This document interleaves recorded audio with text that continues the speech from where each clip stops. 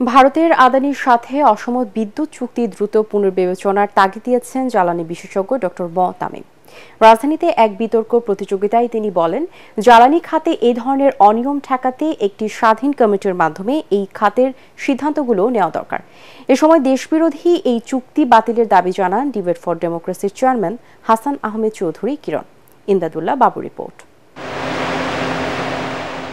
সর্বোচ্চ গোপনীয়তা রক্ষা করে ২০১৭ সালে ভারতের আদানি গ্রুপের সঙ্গে বিদ্যুৎ ক্রয় চুক্তি করে তৎকালীন আওয়ামী লীগ সরকার। ২০২২ সালে ১৬৩ পৃষ্ঠার চুক্তিটি বিদেশ থেকে ফাঁস হয়, যেখানে ২৫ বছর পর্যন্ত বিদ্যুৎ কেনার চুক্তি হয় বলে জানা যায়। রাজধানীতে বিতর্ক প্রতিযোগিতায় প্রধান অতিথির বক্তব্যে জ্বালানি বিশেষজ্ঞ ডক্টর তামিম বলেন, এই চুক্তি অসম এবং অন্যায্য।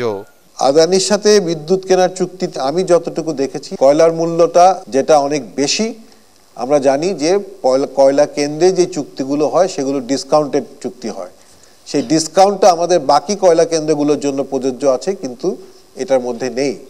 এবং সেই কথা বলে আমরা কিন্তু একটা সাপ্লিমেন্টারি চুক্তি করেছিলাম আদানির সাথে ১ বছরের, যেখানে বলা হয় আরো যেটা আছে সেটা হচ্ছে যে ৪০% বিদ্যুতের মূল্য আমাদের দিতে হবে যদি আমরা কোনো বিদ্যুৎ ব্যবহার নাও করি।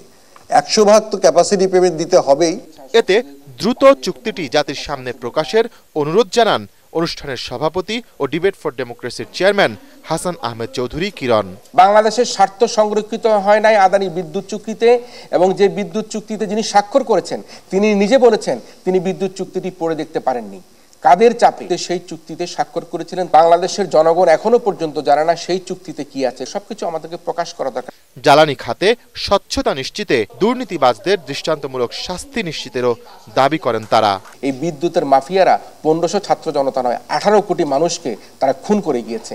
এই খুনিদেরকে বিদ্যুতের মাফিয়াদেরকে, যারা ১৮ কোটি মানুষের কপালে আজকে দাগ লাগিয়ে দিয়ে গেছে, সেই ১৮ কোটি মানুষের কপালে দাগ লাগানো বিদ্যুতের মাফিয়াদেরকে চিহ্নিত করে নিয়ে এসে বাংলাদেশে জ্বালানি বিদ্যুৎ খাতকে আমরা স্বাবলম্বী করে তুলব, এই প্রত্যাশা করি। মন্ত্রণালয় আমলা এবং রাজনীতিবিদরা জ্বালানি উন্নয়ন নিয়ন্ত্রণ করতে পারে। একটা নিজস্ব ক্ষমতা সম্পন্ন একটি কমিটি বা একটি সংস্থা যদি হয় ইন্ডিপেন্ডেন্ট, তারা যদি এই সিদ্ধান্তগুলো নেয়, তাহলে ক্ষমতার বিকেন্দ্রীকরণের মাধ্যমে আমরা কিন্তু দুর্নীতিটাকে কমিয়ে আনতে পারি। প্রতিযোগিতায় আমেরিকান ইন্টারন্যাশনাল ইউনিভার্সিটিকে হারিয়ে ড্যাফোডিল ইন্টারন্যাশনাল ইউনিভার্সিটির বিতার্কিকরা বিজয়ী হন।